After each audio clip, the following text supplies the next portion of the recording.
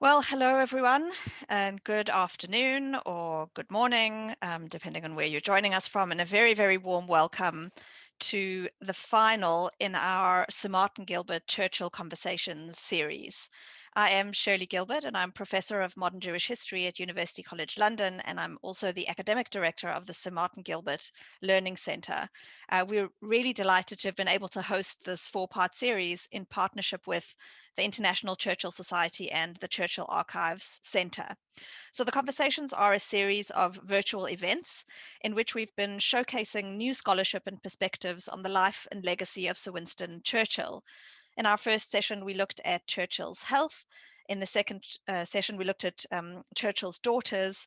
The last one, a couple of weeks ago, we looked at Churchill's Europe. And today, we will, of course, be talking about Churchill's dramatic legacy. We're presenting the series in honor of the late historian Sir Martin Gilbert, who, of course, was Winston Churchill's official biographer. And I should, as always, clarify that I bear no relation to Sir Martin, although we do, unsurprisingly, get that question very often. In addition to completing the final 6 of 8 volumes of Churchill's life, Sir Martin also compiled and edited a series of documents known as the companion volumes, 17 further Churchill-related books, as well as several dozen more influential and very widely read accounts of the 20th century, of the First and Second World Wars, the Holocaust, Israel, and the modern Jewish experience. The centre that has now been established in Sir Martin's name and memory is intended to bring the best historical research to a broad, non-academic public, and we offer a wide programme of events across the year doing just that. So please do join our mailing list. I will put a link in the chat when I'm finished so that we can let you know about forthcoming events. Also, as ever, I want to extend a special welcome to Sir Martin's widow, Lady Esther Gilbert, who is joining us today at our event. And I'll also put a link in the chat to her website where you can find a great deal more information about Sir Martin's life and work. So today, as I said, the subject of our conversation is Churchill's dramatic legacy, and it's a real privilege to have with us Lord Dobbs to engage first in discussion with Alan Packwood, the director of the Churchill Archives Centre, and then with you, our audience. We're going to allow about 45 to 50 minutes for their initial discussion, which will also include an exclusive interview that Lord Dobbs was able to record with Gary Oldman about playing Churchill. And after that, we'll open up for your questions. You can submit questions throughout the talk using the Q&A function, so please feel free to do that whenever you're ready. And as we've done in the previous 3 events, we will also be giving away a book for the best question that we receive. Today, that book is Churchill, The Power of Words, which is one of the last books that Sir Martin wrote about Churchill's speeches. And this book will come from Sir Martin's personal library with a special book plate in it. So without any further ado, I will hand over now to Alan to introduce our speaker. Well, Shirley, thank you very much. And a huge thank you to you, to Lady Esther, and to everyone at the Sir Martin Gilbert Learning Centre for making this series such a great success. As you've just said, we've looked in previous sessions at Churchill's health, his family, and at politics. But today, the spotlight is firmly on his legacy on screen and stage. And I'm lucky enough to be joined by an expert who bestrides the worlds of both politics and the dramatic arts like a colossus. Lord Dobbs, Michael Dobbs, is a Conservative peer and active in the House of Lords. Indeed, if he suddenly disappears from our screens tonight, it's because there's a three-line whip and he's been summoned to vote. But Westminster is a world that he knows incredibly well, having begun his political life as an advisor to Margaret Thatcher in the 1970s, and having served as a speechwriter, a government advisor, and as a Conservative Party Chief of Staff and Deputy Party Chairman. But he has also served politics in the world of fiction, and I think is justly most famous for his political trilogy, House of Cards, which was turned first into a BAFTA-winning UK miniseries and then into the Netflix US extravaganza. His protagonist, Francis Urquhart, has become a household name. You might say that, I could not possibly comment. But I note from Michael's website that John Major claimed that Francis Urquhart had done for the Prime Minister's job what Dracula did for babysitting. Michael has a long-standing interest in Winston Churchill, is a great supporter of the International Churchill Society. He's written 4 novels about the British wartime Prime Minister, which were published between 2002 and 2005. And I've only scratched the surface in this brief introduction of his literary and dramatic achievements. He's had 5 Emmy nominations. So I hope you can see that he is eminently well qualified to talk this evening on the challenges, the pitfalls, the opportunities, and the reasons for bringing Churchill to stage and screen. And also, as you've just heard from Shirley, he's going to deliver us an exciting scoop. Michael. Thank you. Thank you, Shirley. Thank you, Alan, and thank you all for being with us, for being part of what I hope will be an hour or so of fun and occasional mischief. There are 3 reasons why I want to give this talk. The first is my admiration for Martin Gilbert. We owe him so much. We miss him terribly, both professionally and personally, although aren't we lucky to have someone like Larry Arndt take his place? So I jumped at the opportunity to show my gratitude to Sir Martin and my support for Lady Esther and for the International Churchill Society. The second reason I was looking forward to doing this talk is because this talk is a natural for Winston. He loved film. He was close to the cinematic gods like Alexander Korda and Charlie Chaplin. He loved film of all sorts. Chartwell was home for Charlie Chaplin in many occasions. Winston even made a bit of money writing film treatments, and making money always had a rather special place in his heart. His daughter Sarah was an actress, and his son-in-law, Vic Oliver, was in show business too, although the less we mention his name, the more grateful I suspect Winston would be.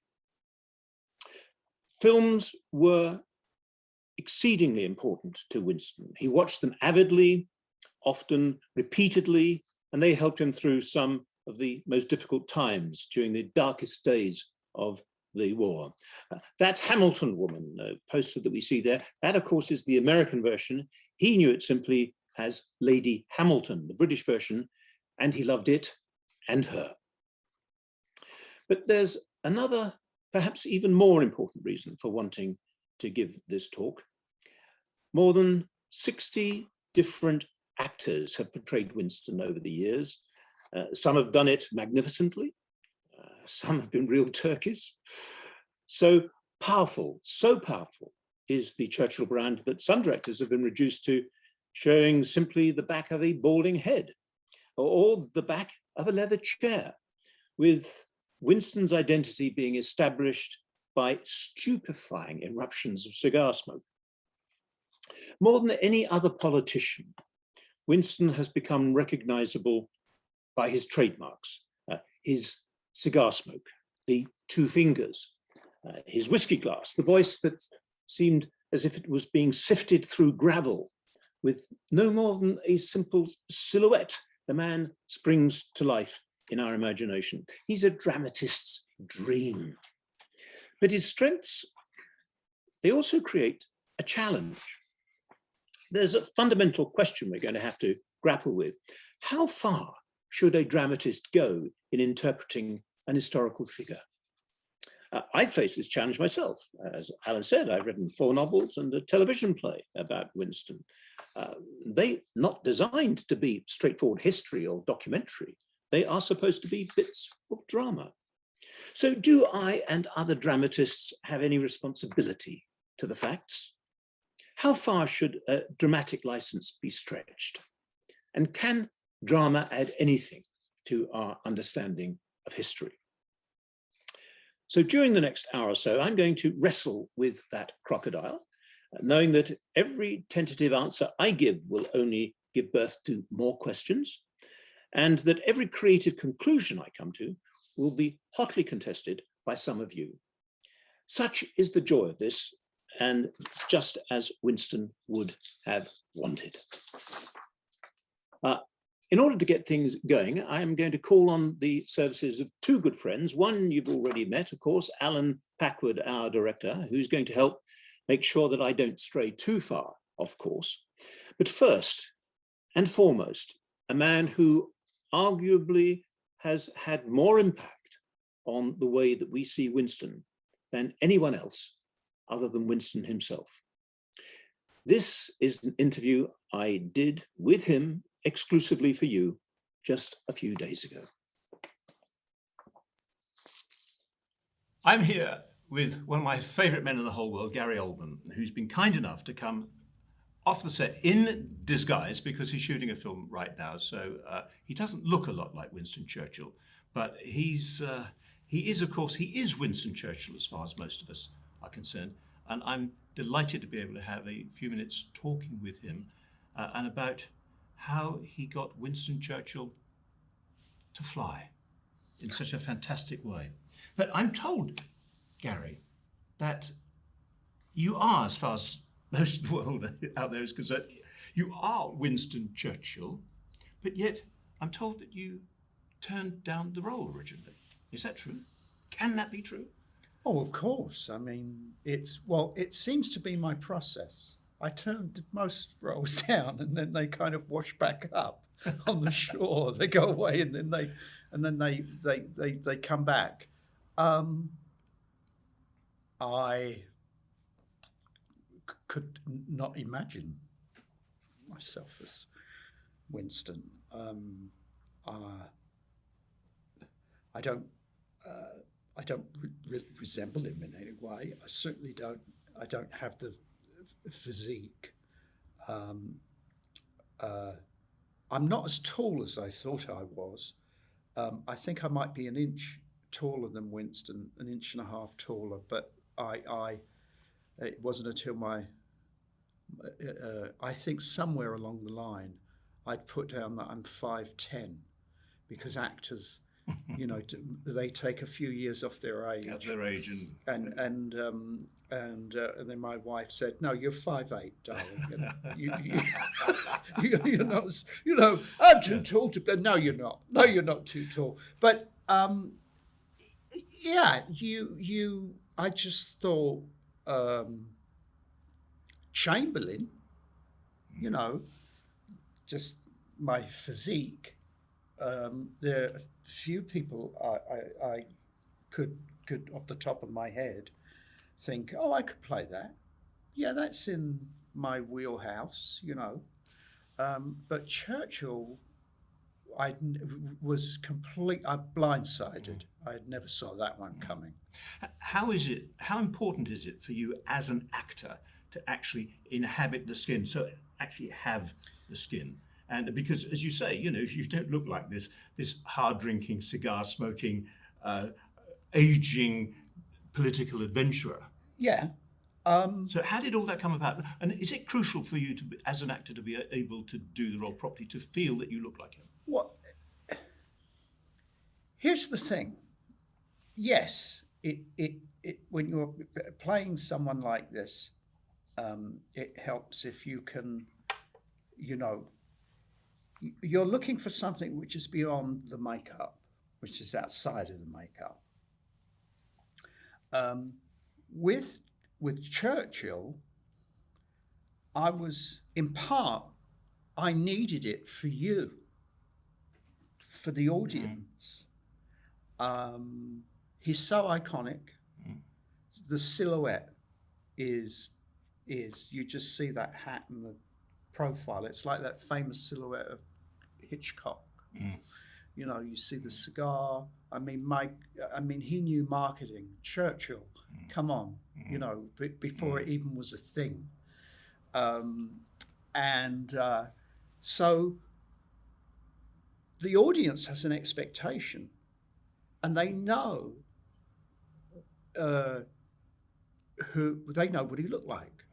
They think they know what he looked like. They and I did too going in, because I had also been influenced by other performances. Was that important to you in preparing for the role, going and seeing what others had done before? No, I didn't. I just remember. Yeah, they stick in the mind. They stick in the mind, and you think he's this curmudgeon, sort of shuffling curmudgeon who's shouting at everybody and is sort of just miserable, and a grumpy man with a cigar. And what I found in my homework, research, whatever you want to call it, a dynamic man, younger than his years. That was the first thing that struck me watching the footage. Particularly, there's one where he's visiting the troops, and he's marching ahead of everyone. So that was the first thing that struck me, was he moved with such a sort of fixity of purpose. He moved through space. He wasn't this sort of shuffling old man that I somewhere got in my head. So that was, yes, the makeup was an important thing, but I mean, I could do him now for you. It's not like I needed the makeup. Yeah. But capturing the spirit or the essence of someone, I can't be him. I can't sound exactly like him. I can't move exactly like him, but I can hopefully truthfully represent him. And what I saw was a dynamic man, and of course the penny drops, and it makes sense of what he achieved, the books he wrote. I mean, he lived the life of three men. And you marvel, where did he get time to run the government, write these speeches, deal with the everyday thing of just being a prime minister, a memo here, a note here, and he's writing these voluminous books, and he's painting in his downtime, whenever that was. It's a remarkable. It's like playing a machine. Okay, so, I mean, I'm told that you spent 4 hours a day in makeup to get the physical side of it. Yeah. And how did you get into his character? How did you get into the inner man? How did you discover all these things about his soul? Because your representation of Winston Churchill is in many ways so very different and far more subtle than many of the previous Winston Churchills we've seen. Well, it's very kind of you. You look for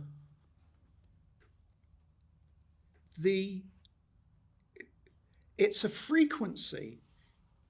Finding a character it's like hearing a radio station through static. You can't quite find the frequency for it. You kind of hear it, but it's way off. And by working on the script, by looking at the material, as the pieces come together, you start to find the station. And there's a sparkle in the eyes of Churchill. There's the schoolboyish sort of twinkle, I called it. It was like the kid who had nicked some licorice from the tuck shop or something. A cat that has the cream. And so you see the motor, the incredible sort of mind working, not missing anything. The eyes were he was catching everything, and it was like any minute now. You know what it is? It's a little like if you were to think of an actor with the same kind of quality. I would think of someone like Jack Nicholson. You see Jack Nicholson in a scene, and you always feel that any minute now he's going to look at the camera and wink. And I got the same thing from Churchill. Yeah. And what you do is you put these pieces together.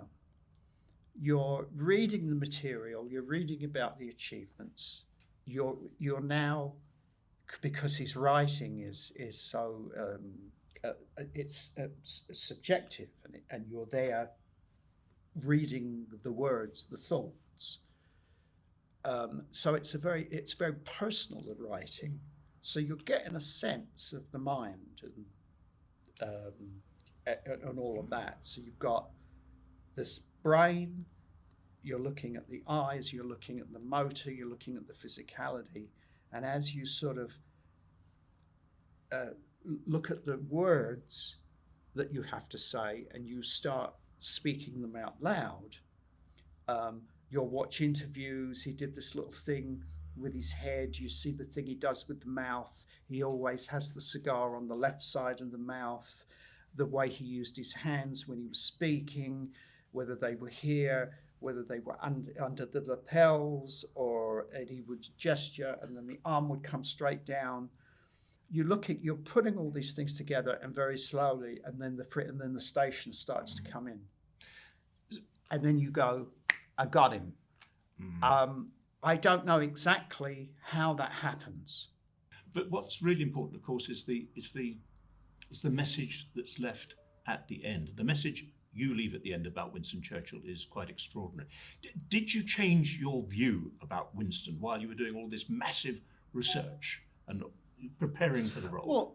Let me, going back to theatrical license, you know that these speeches were were recorded after the fact.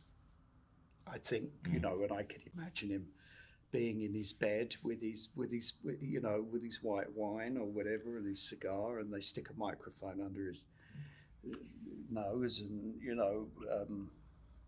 and there he is, Mr. Speaker, on Friday evening last, and so you listen to these recordings, and I felt that there was. This is my take on it, my interpretation, and my feeling was that when he was in the house with the crowd, because he had a sense of the theatrical, there's no doubt about that, and fancied himself as a bit of an actor. I think politicians have to be. I felt that they would have been given a little more gusto, that there would have been probably with the audience a tad more Henry V to them. You have to command the House of Commons. And as you say, and I entirely agree with you, in fact, you've stolen one of my key questions here about the speeches, because the three speeches in the film, and the recordings we have of two of them, they are recordings, they are done in his bed or whatever, and they lack all energy. And I actually find them really rather disappointing. This is not Winston Churchill actually changing the course of history with words, because the energy isn't there, the life is, the words are the same. Yeah. But you need to have that acting ability, as you said, which Winston had. I only had the recordings, and for me, they were a little under-energized, beautifully spoken, and I just took the liberty of interpreting them and thinking, actually, when he was really there in the moment, he was filling the space, first of all, and he had a damn good voice. And it wouldn't have just been, we will fight on the beaches, we will fight in the hills. It must have been a cry of, it's a war cry. Come on. I mean, we're at war with, you know, the most evil of evils. And he was a leader, and he led. He led by example in those moments. Yeah. They really, I mean, the Beaches speech, which the film finishes on, is, in my view, one of the finest speeches ever made in the English language. And the idea that it wasn't a great adventure for everybody who was sitting in that room and in that chamber. Yeah. It had to be that way, and that's what the film grasps in a way which the recordings don't. And he does it also with very simple language. He doesn't highfalutin. He doesn't embroider it, and it's not what I call purple prose, you know. It's all, he does it with very, very simple words, very Anglo-Saxon, good, honest words that you're going to hear the people sitting at those those crystal sets would hear, and hear that the cry, you know. So it sounds to me that, I mean, this was one of many roles that you've done over your career, but it was, I mean, it won you an Oscar. It did. And very deservedly so. And I think everybody watching this little webinar broadcast will agree with that. They will all be huge fans. And so you would, I mean, which doesn't always happen with everybody who plays Winston Churchill. Richard Burton, for instance, said that to play Winston Churchill is to hate him. I don't think that you reached that conclusion, did you? Oh, I loved him.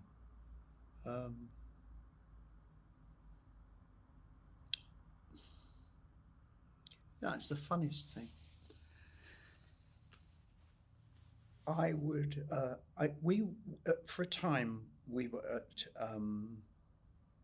Ealing, at the old Ealing studios, and I kind of like them because they're still sort of old school, and they need a bit of a TLC. But I didn't mind the fact that I was in the old dressing room that, you know, probably Alec Guinness was in, or, you know, and I was at the end of the corridor, and in the corridor, that is where they held all the soldiers and the various officials and secretaries and all the people that were working in the war room. They built the set, the war room. I come out of the dressing room, walk down the corridor, and then go into the set. And it was amazing that I would come out fully dressed, fully made up, walk to the set, and as I passed, men would stand up straight, a couple would salute, the girls would all like go, you know, and people would look at me like the Prime Minister. They would treat me, you know, like I was the man. Now,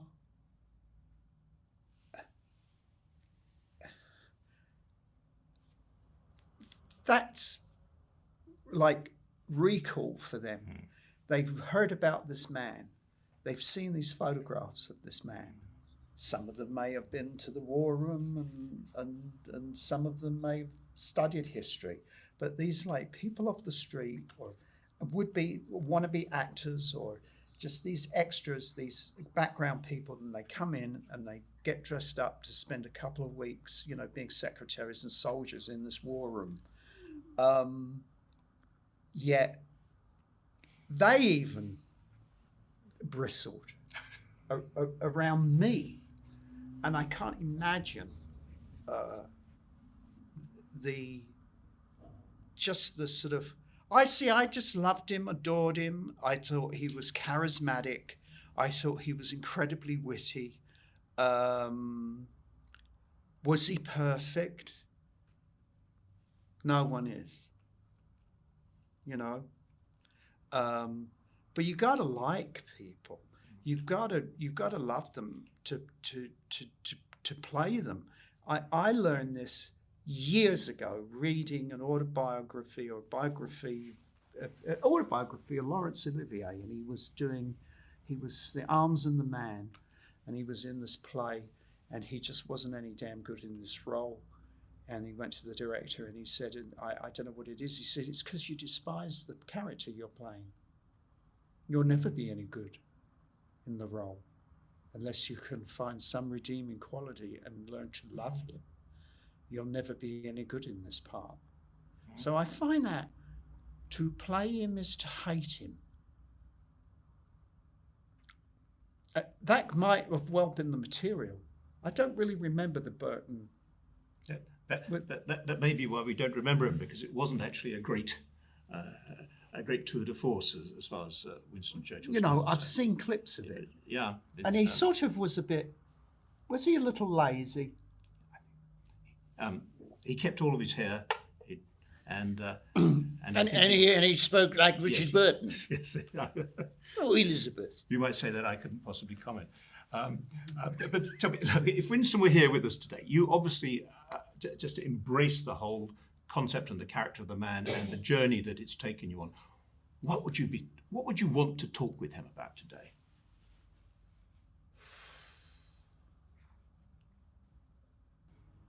I would want to ask him why he would eat his main course, dessert, and smoke at the same time.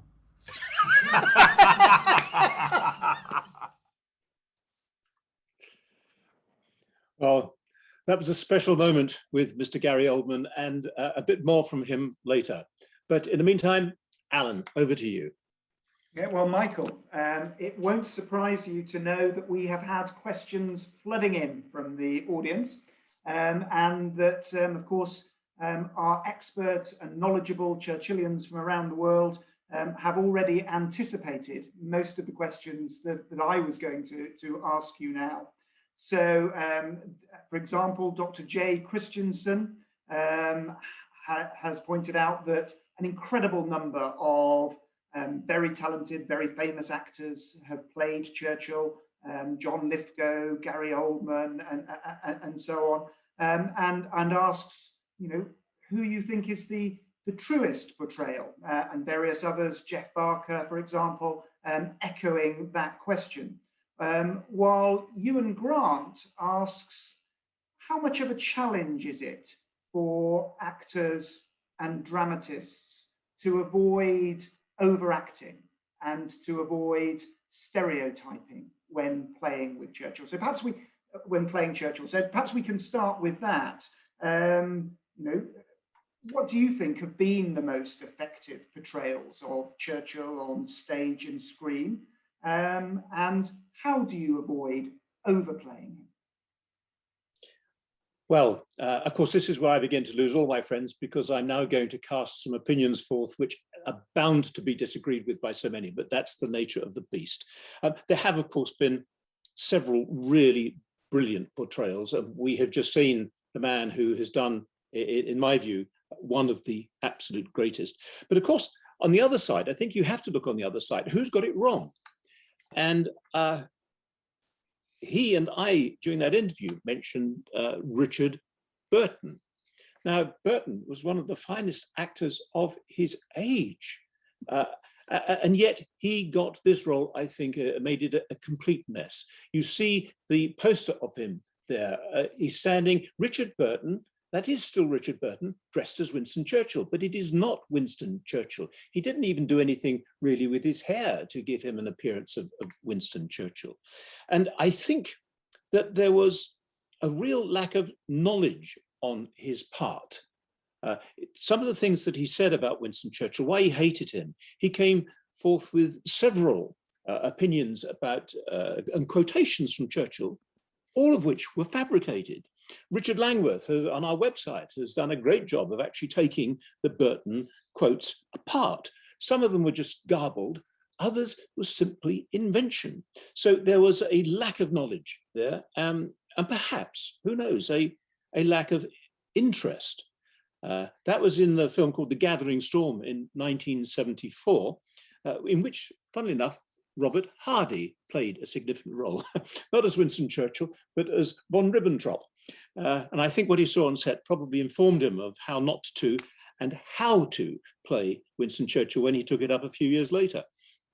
To be an effective representation of Winston Churchill, I think you need not only a great actor, but also a great script, because an actor can not go beyond his script.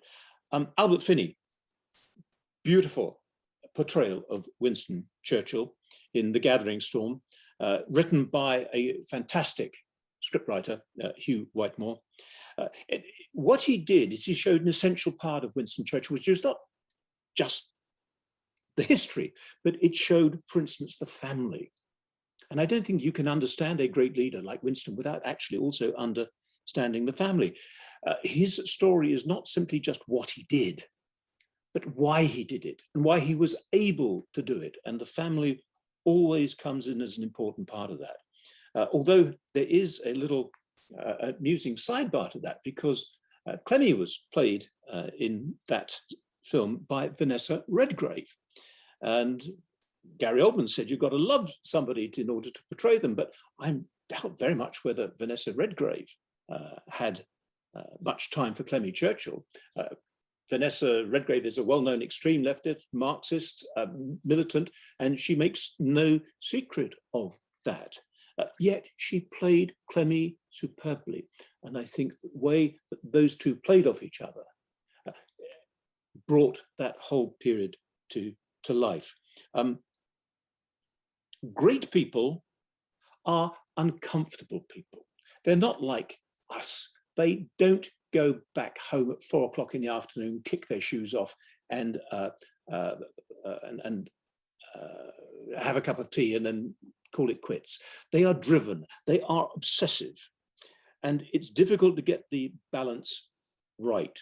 So I just want to show a couple of clips which I think shows you how to get things right, and also show how you can fail to get even someone as well known as Winston right. So I want to start off with a clip of The Darkest Hour. This is taken from the trailer. They're all taken from the trailers for these films, but we're going to see the clip of Gary Oldman and all of the energy and the drive that he talked about. Let them see your true qualities. My poor judgment. Your sense of humour. Ho, ho, ho. Your Majesty. Mr. Churchill, I invite you to take up the position of Prime Minister. He's an actor in love with the sound of his own voice. You need to reply to the Lord Privy's seal. I am sealed in the privy. I can only deal with one shit at a time. A bottle of champagne for lunch, another one at dinner. Here's to not buggering it up. Not buggering it up. Well, Gary Oldman talked about Winston moving through space, and I think that he certainly portrayed that very successfully, as we've just seen. But he also said that from his point of view, Winston was not a shuffling old man. So I want you to contrast what you've just seen with the next clip. We are here to make the greatest decision of our lives. The invasion of France, taking the German army head on. I've seen this before. 250,000 men were cut down at Gallipoli. We must spread the risk. The plans for D-Day have been in place for over a month. I don't want to make the same mistake. The forces are not carrying out your plans. We're taking care of it. You need to let us do the job. I beg your pardon. I am the Prime Minister of this country, and I shall not be stopped from speaking my mind.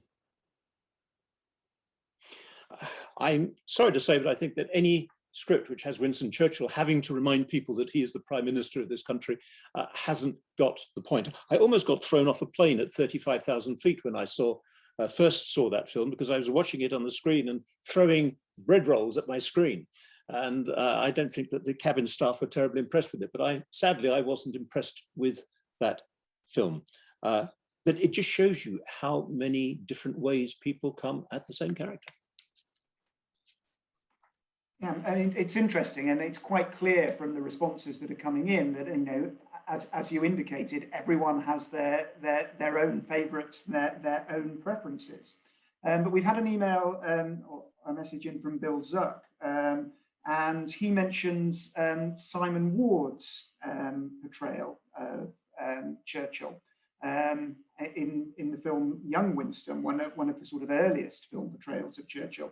And says that the movie has often been dismissed as plodding, but that actually, he feels that the film captures the naivety of the young Winston and the man of action, the man on the go, and of course the way Churchill has been portrayed has changed over time. How do you think it's changed, and why?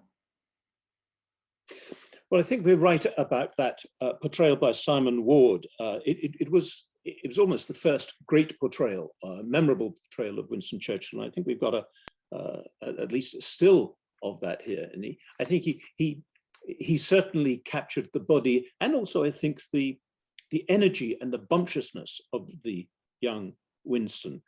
It was an excellent film, and I think it was excellently scripted. And also in there, we talked earlier about the importance of family in understanding Winston. Well, Anne Bancroft played a wonderful Jenny Churchill in that film. But over the course of time, we've had so many. 2 years after that, just 2 years after Simon Ward, came Richard Burton in his Gathering Storm, and then just a little while after that, Robert Hardy. Now, Robert Hardy has portrayed Winston, I think, 9 times in different media. One of the reasons I think that the series was so successful was not simply because of a great actor portraying Winston so very well, and he is one of the classic Churchills, but of course it was also written, the script was largely written by Martin Gilbert. And that meant that it had an authenticity, an historical authenticity about it. And I'm lost as to why script writers need to reinvent history about Winston Churchill. There's so much to pick from. I'd have thought that they would have been overloaded anyway. But all of those earlier films were very heavily based on events. And then 20 years later, and it took almost 20 years for another great set of films from Albert Finney and Brendan Gleeson to come along. And then there was another gap. And in just 2 years, very recently, we've had 3 totally different films, which emphasize just how far we've come from those earlier films based on events. We've had Darkest Hour. We've had Churchill, the film with Brian Cox that we've just seen, taking 2 very different features. But I want to show you a third one, which also came out at about the same time, with Michael Gambon as Winston Churchill, with Lindsay Duncan as Clemmy. It's a very different view of Winston. It's not the glory days. This is the days of decline. But some people I know dislike this film, but I want to show you a little clip because I think that it really does offer a new and sensitive insight into what an extraordinary man he was. For my personal approach, I'll post in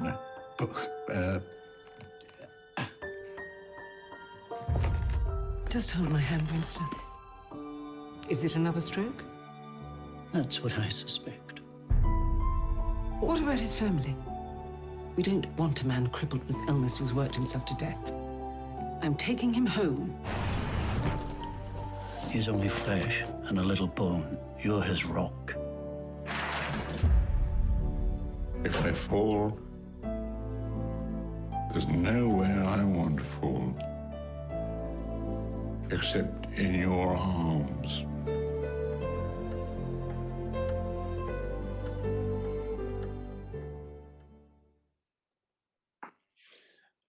And doesn't that push at us to see that great man brought low? But also it's a story about his last great challenge, perhaps, and a challenge which once again he overcame through that extraordinary spirit and strength of will that he had.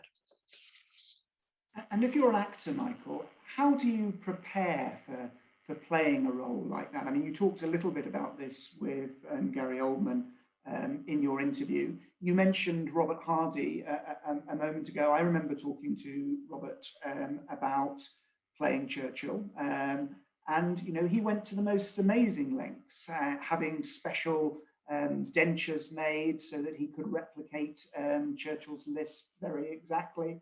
And also even spending time on practicing and mimicking Churchill's writing, so that somewhere actually, I have a document signed by Robert Hardy as Winston Churchill. And even as the director of the Churchill Archive Centre, I would struggle to tell the two signatures apart. You know, how do you go about, as a dramatist writing and as an actor preparing for a role as big as Churchill? That's a very good and very difficult question, because how do you bring something that is fresh and new to a character that has been portrayed so many different times? That is one of the big questions that I had to ask myself before I started writing novels about him. What is the point of writing a novel? What can it bring to a character which is so well known? So clearly all drama cannot simply be about the facts. And you have to try to encompass one extraordinary life, 90 years of it, into 90 minutes perhaps of television or a few hundred pages of a book. Gary Oldman talked about it's like putting an elephant in a telephone box. So I think you do have to find something which perhaps others haven't seen in quite the same light. And Robert Hardy, as you say, did that by immersing himself in Churchill to an extraordinary degree. And I think that is probably the straightest portrayal of Winston that we will ever have. I hope it's not inappropriate to just remind people or to inform people that I was only lucky enough to meet Robert Hardy once. Tim Hardy, as I think he was known. And that was in Oxford. And I'd been invited to dinner in Oxford, and I had come from a muddy field in Hay-on-Wye. And I thought this was a small private dinner. And I came literally with Wellington boots and muddy jeans, only to discover that it was the International Churchill Society main annual dinner, black tie and decorations, and I was the main speaker. There had been a bit of a garble of, of messages.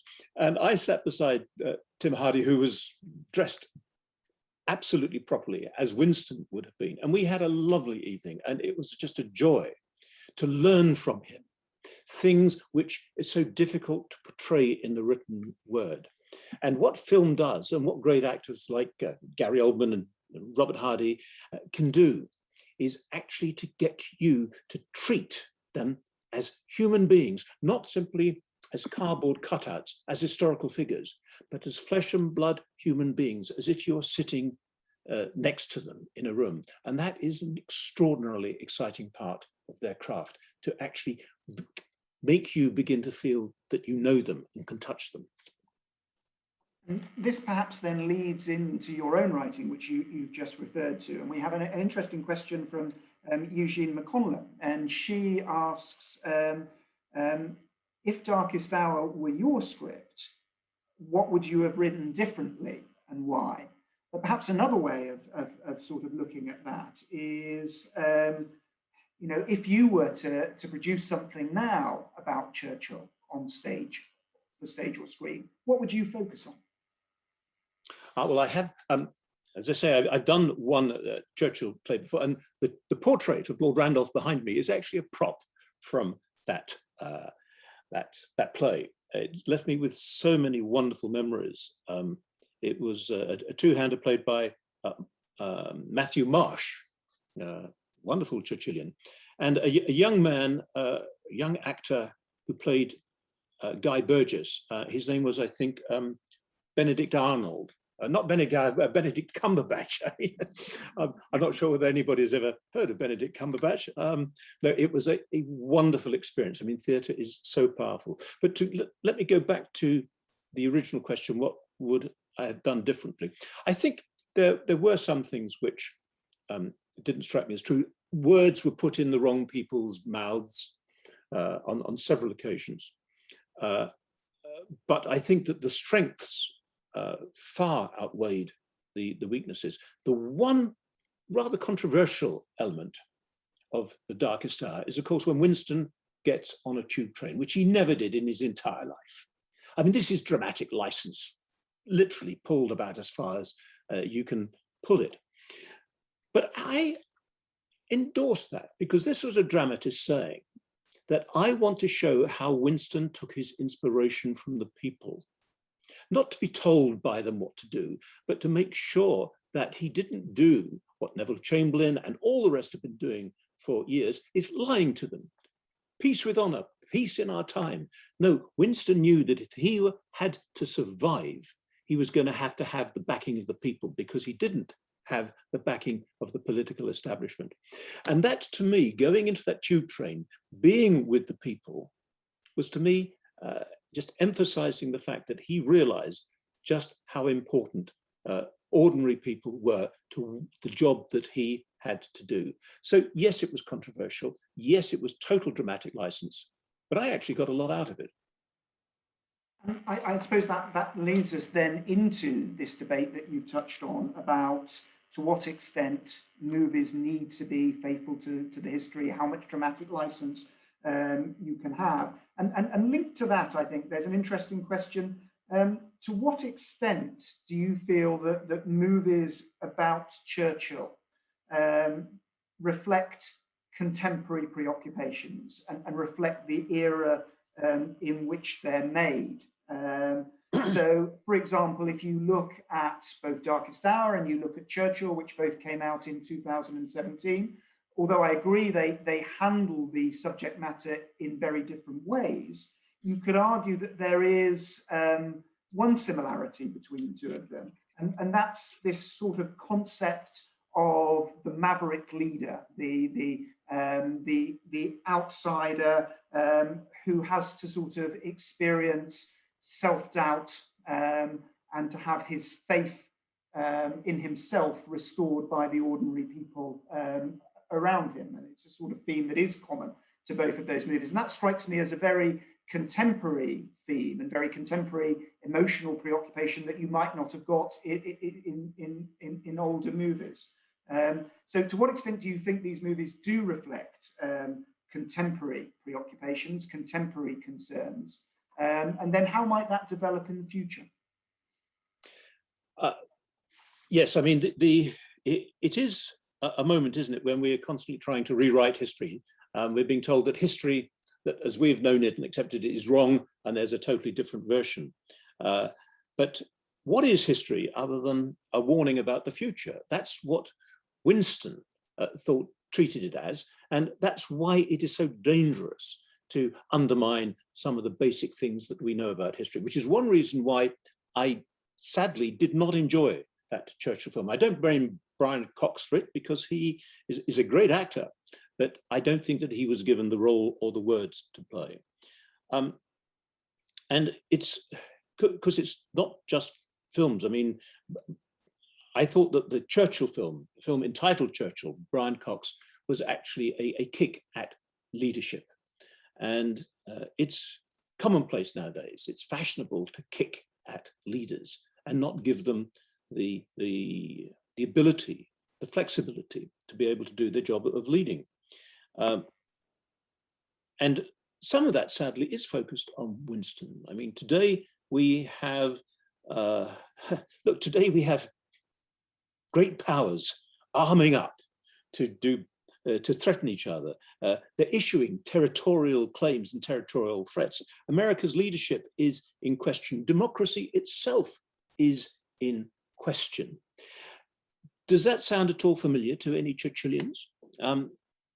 In other words, the things that Winston stood for, and so much of what he said still has a great relevance, I believe. And I'm bitterly opposed to trying to rewrite history and rewrite Winston's character. One of the things which has happened recently, which we all know about, is the great accusation that Winston was a racist, and therefore we should ignore him and put him in the dustbin of history. Well, if I may, I want to spend just 1 minute, 60 seconds, reading to you an extract from the talk that I gave at the Churchill Songs at Harrow College a couple of months ago, where, of course, the whole idea of racism was very prevalent. And I try to put this into a context. So if I may, I will just read 1 minute's worth. Ah, you say, but he was a racist. That's what we're told nowadays. A man of endless sorts of wickedness. So let's deface his statue, pull it down, board it up. Well, these claims are built on ignorance and grotesque error. The error is to judge earlier times by our own standards. Winston was born 1874, more than a century and a half ago. Was he racist? By today's standards, clearly he was. And so was almost everyone else on the planet at that time, in every corner and regardless of their creed or their color. His faults mirrored the faults of his time. And if they were his faults, they were also the faults of our own grandparents and great-grandparents. Are we going to trash their memories too, burn our family photo albums? Well, I hope not. No, Winston wasn't wicked, but he was a deeply compassionate man. Winston spent his last years in office trying to persuade the Americans and Russians to stop racing towards a nuclear Armageddon and instead to talk to each other. Summit diplomacy. This wasn't any sort of cruel or heartless man. Yes, he made mistakes, plenty of them, but he learned from them. He wasn't a man with a closed mind. He was a man with an open heart.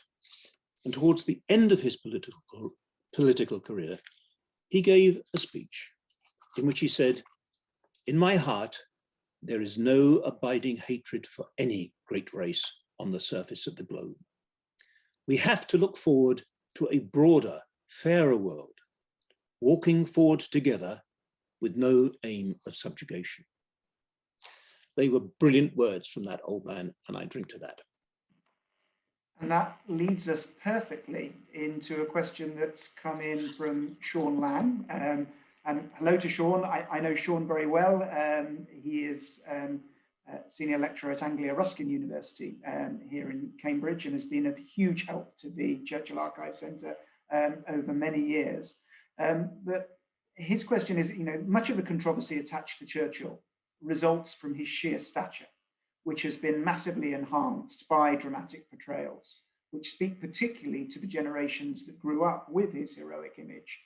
How might drama contribute to a balanced image of him for a younger generation that has grown up with him, as you've just implied, with a much more critical, even hostile image? I suspect it might be a time before we see more Churchill films, because we've just had 3 pretty big ones and 1 great one. And there's usually a pause before that is recreated. Although, isn't it interesting the way that people keep coming back to Winston as a character? Because he, as I said earlier, he is a dramatist's dream. But what I suspect that we might need to see more of is not simply a replay of the established moments, the Wilderness Years, the Gathering Storm and so forth, and 1940. There are other extraordinary moments during the war which are well worth examining. For instance, at some of the great conferences, Yalta, Tehran, where Winston wasn't the dominant figure, but actually had to find a way, as all smaller countries have to find a way in a world with much bigger players. But also, going back to this idea of leadership, it's not just what he did, it's why he did it, and what made him capable of doing it. What makes a great man or a great woman great? And usually you find something inside them that drives them on. Often problems, often challenges, moments of darkness, difficult childhoods, and goodness me, didn't Winston have a difficult childhood? And I think Winston would be a wonderfully good model, not only to teach us about how we deal with threats to freedom, and we see threats to freedom and the established system on all sides at the moment, but also what makes leadership, what makes it so important, and how we should enable leadership to be exercised once more. And I have a feeling that the pendulum swings back and forth at the moment, and during the last few years, many people have been very anti-leadership. We want to do everything out in the streets. We don't want anybody telling us what to do. We have our rights and we know what to do it. I have a feeling that there's going to be a need in the future for vision, for bravery, and for politicians who believe in things so deeply that they are willing to put their jobs on the line for those beliefs. That's what Winston Churchill did. He knew that he wasn't always popular. He knew that he wasn't saying the fashionable thing, but he knew that it was essential. So I think, and I hope, that in the portrayal of Winston in times to come, we can deal with that issue of leadership, how important it is, and how we, ordinary people, need to find a way of balancing our rights with sincere leadership. You've talked about the psychology of leadership, and this perhaps leads to a few questions that have come in about Churchill himself. So Vera Gruber asks, how self-aware does a successful politician need to be to recognize the humbug in his or her public persona? Or should such self-awareness be shucked in order to continue to project that persona? And we've also had a question in from Ingvar, which was, did Churchill have self-irony? And I think what all these questions are getting at is Churchill's creation of his own public persona, which you've referred to, and which really lends itself to the big screen. So how aware do you think Churchill was of the public persona that he was creating? I think that he was a total showman. He knew that he was playing a role. That's where the cigar comes in. You'll notice there's barely a photograph of him without a cigar, but most of the time it's not lit. Gary Oldman said he always gave himself tobacco poisoning, and he actually had to go and have medical treatment because he had to have his cigars alight. Winston, very often, just simply waved them as an artifact. When he put his hat on the top of his stick and waved it to the crowd, he knew what he was doing. He had a wonderful sense of humor and was capable of great self-mockery. And I think that was one of his great strengths. Yes, he knew that he had a job to do. He knew that he had an image to portray, but he was able to distinguish between that image and the sometimes less successful and less happy reality. And that is what we talked about leadership earlier, but of course it's not just any sort of leadership. It's that leadership which involves humanity and compassion, as against the leadership that leads to dictatorship. After all, Churchill and Hitler were pretty much the same age. They'd fought in trenches in the same war, in fact, in sections of trench which was almost opposite each other. They both became leaders at a time of adversity. They were both painters of sorts, and yet they were totally, totally different leaders because Hitler never had the slightest sense of irony, of self-reproach. He actually believed the image, and that, of course, led to his downfall. So again, I think that Winston's ability to laugh at himself and to know that other people would be laughing at himself is one of the cardinal rules for creating a democratic leader, a great democratic leader. Then, of course, there's the oratory, and you and Gary spent a little bit of time talking about that. William Toby asks, Churchill was attentive to the dramatic effect of his words. Was there an actor whom he admired that might have affected his oratory? Sorry, was there an actor? Could you just repeat that? An actor that Churchill admired that influenced his oratory. That's a very good question. You might have thoughts of your own, and I'd be very happy if you threw them in. But he did love Shakespearean actors, didn't he? And Laurence Olivier in That Hamilton Woman or Lady Hamilton. And he was one of the great actors of his age and could do Shakespeare, do everything. And Winston, let me give you a little story about Richard Burton. It's a nice story. And Burton told this at some point or other, that there he was doing Hamlet on stage, and the stage manager nudged him as he was about to go on and said, well, the old man's in the front row of the audience. And Burton thought that this would be a disaster, terribly distracting, because the curtains open, starts doing Hamlet, and there is Winston Churchill in the front row of the audience, repeating every word of the script, along with Burton. And Burton did find this distressing. So he then thought, right, okay, I'm going to just cut a few lines and just gabble ahead, because you can do that in Hamlet, and see if I knock him off his stride. Not at all. Winston caught up and came back and was there repeating the words. And Burton said to himself, well, at least he's renowned for not staying any longer than the first act. So the curtain comes down after the first act, and Burton looks out, and there he sees the old man shuffling off. So Burton goes to his little dressing room, only to find a knock on the door.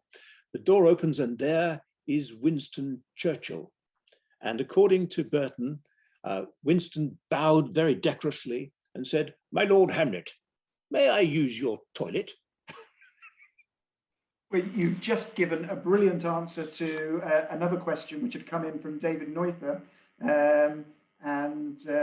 He'd asked, few have lived lives of power and influence like Churchill.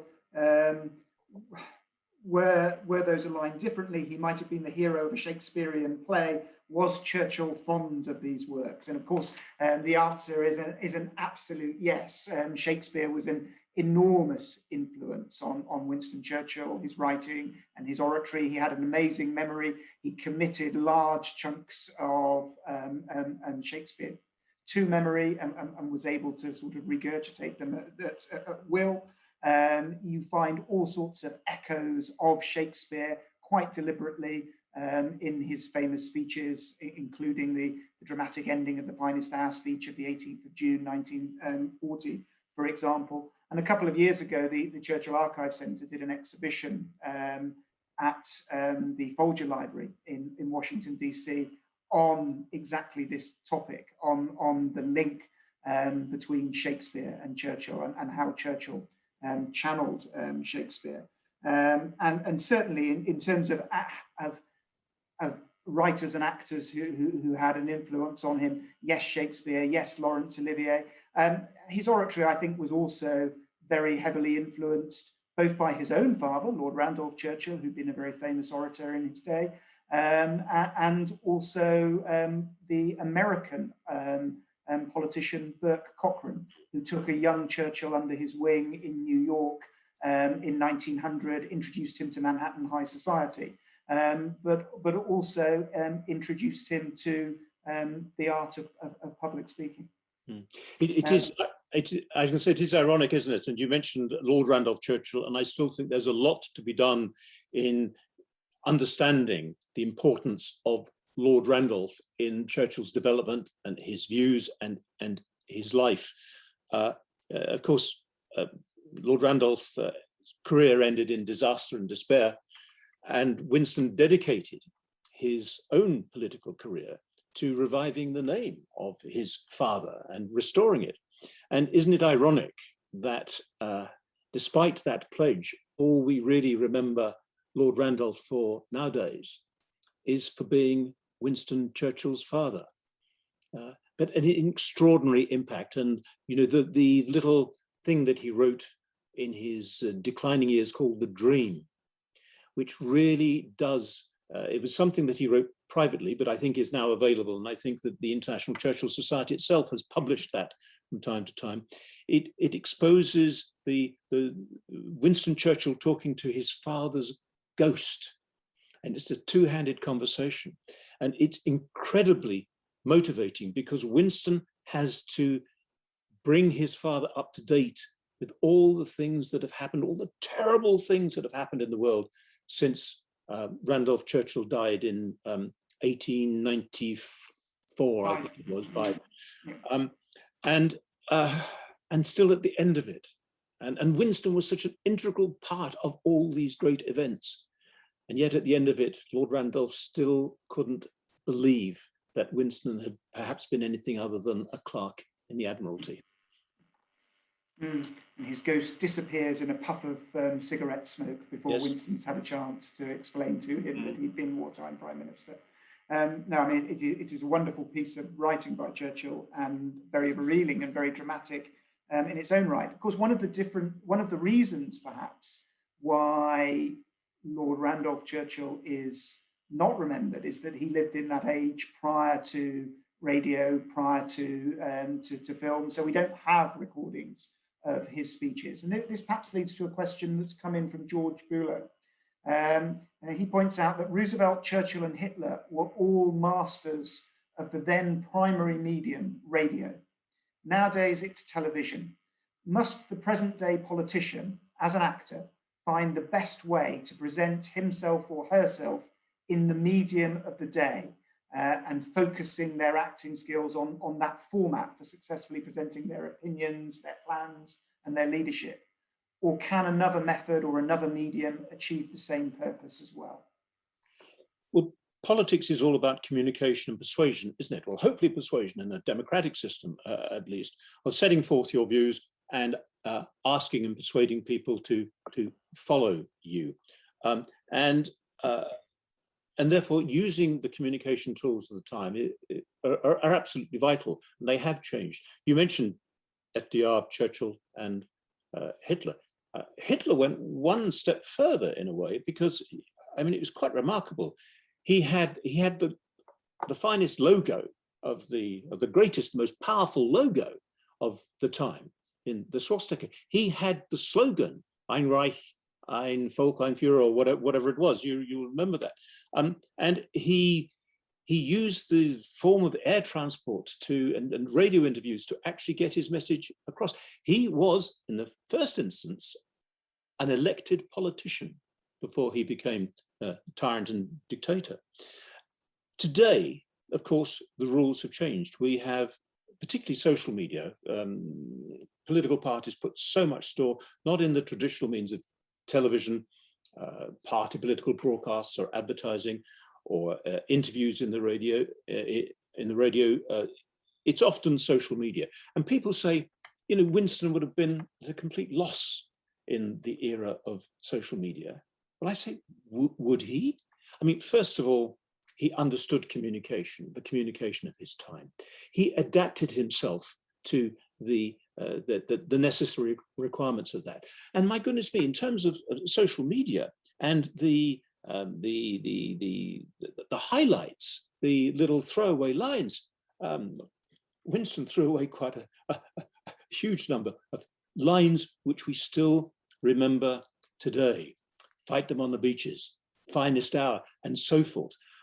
In other words, I conclude that Winston would have loved to be able to make great speeches too, because he loved an audience. But in an era where we don't have the same sort of physical audiences, I think that he would have adapted and he would have been capable of dominating social media remarkably well. He would have been a politician for our time too. And of course, as we were saying earlier, his views, they are not views of 100 years ago. So many of those views still have relevance today, and Winston would have had relevance today too.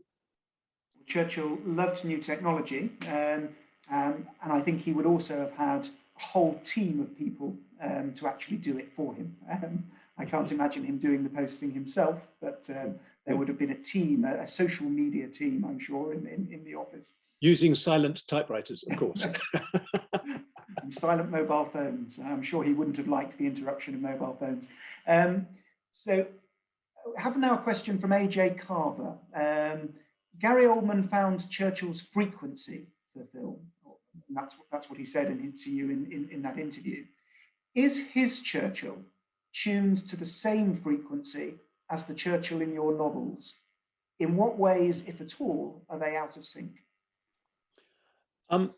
That's a lovely question. I'm probably not the person really to ask. And what I will say is the way that I perceived Churchill changed. The more I got to know him, the more I got to understand him, and you do during the course of 4 novels, the more actually I became at ease with him. And I think that the Churchill that I've described in my final novel, right, novel number 4, was a very different Churchill from the one that I started with. The reason I started with him is that I was born 48, so I never met Winston Churchill. I didn't really understand him, except when it came down to his funeral. And I remember watching his funeral on a little black and white television with my mother. And I remember watching the cranes dipping in salute as the coffin passed and it was put on the boat and went down to Waterloo. And I remember my mother in floods of tears about a man that she had never met, and for all I knew, had not even voted for. And that sparked in me a question. How did this man that I never knew and I never met, how did that man spark such a reaction, an emotional reaction in my mother? And I wanted to find out more about the power of that man in being able to impress upon ordinary people what he was about. And I've been doing that ever since, and I'm still doing it today. And he had a remarkable gift, which I struggle to, in my books, to match. But what I do think is possible for a dramatist or a novelist is actually to find things that people haven't in their big films, which are only 90 minutes, and therefore you know that the secondary characters are going to get very short shrift in 90 minutes worth of film. But his association with other characters, which I think are really rather important. My play, for instance, and my first book, Winston's War, was built around his relationship with Guy Burgess, which I knew absolutely nothing about, which seems to be an extraordinarily perverse profanity. There is the greatest statesman dealing with the greatest spy. And yet there was some interesting truths about that relationship, which actually taught me a great deal about Winston, his approach to people, his approach to opponents, and also about the necessities of the time. Because at the time that I wrote about 1938, both Churchill and Burgess were outsiders, but both were committed to the destruction of Hitler. And that's what brought them together and made them capable of dealing with each other. And I think it helps to understand, not so Guy Burgess, the historians really don't like the idea that Guy Burgess had anything to do with Winston Churchill, whereas I, as a dramatist, think that there's a lot to be learned from associations like that. On behalf of the Sir Martin Gilbert Learning Centre, I would like to extend an enormous thank you to you, Lord Dobbs, for such an engaging and such an inspiring conversation and series of clips. Thank you so much for taking the time out of your very busy schedule to be with us today, and for that fabulous interview with Gary Oldman, and for addressing such a wide range of challenging and in many cases still quite live contemporary issues. As promised, we are giving away a copy of Sir Martin Gilbert's book, Churchill, The Power of Words, for the best question received. We had, believe it or not, more than 90 questions. There are many of you here today, and there wasn't, unfortunately, the opportunity to pose all of them, but we did consider all of them for the prize, and I'm delighted to announce that our winner today is Colin Thompson. Colin, we will be in touch with you to arrange getting that book to you. Before we finish, I want to thank again the International Churchill Society and the Churchill Archive Centre for partnering with us, the Sir Martin Gilbert Learning Centre, to present what has turned out to be a wonderfully stimulating series.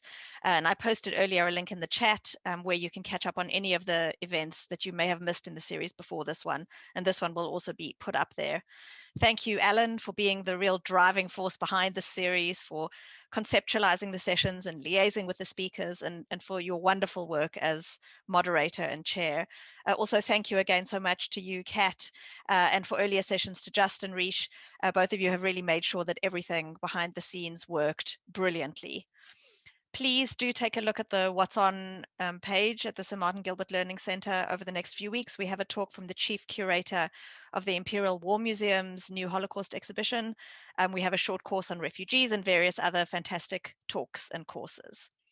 And now we are going to play you out with some final words from Gary Oldman about the International Churchill Society's conference coming up in October. Thank you again so much for joining us today, and we wish you a pleasant afternoon or evening. Now, if you would like to learn more about Churchill and his legacy, I would like to invite you to join the International Churchill Society at this year's conference, which is reassuringly titled Churchill and Freedom. It will be brought to you live from London and Washington over 2 days in early October. And depending on COVID guidance, there will be exclusive in-person elements too. Registration is free for all online content. Just go to winstonchurchill.org. I hope you can join us. Until then, I'll leave the last word to the man who brought Winston Churchill to the screen and made him soar, Mr. Gary Oldman. Oh, that's me. KBO.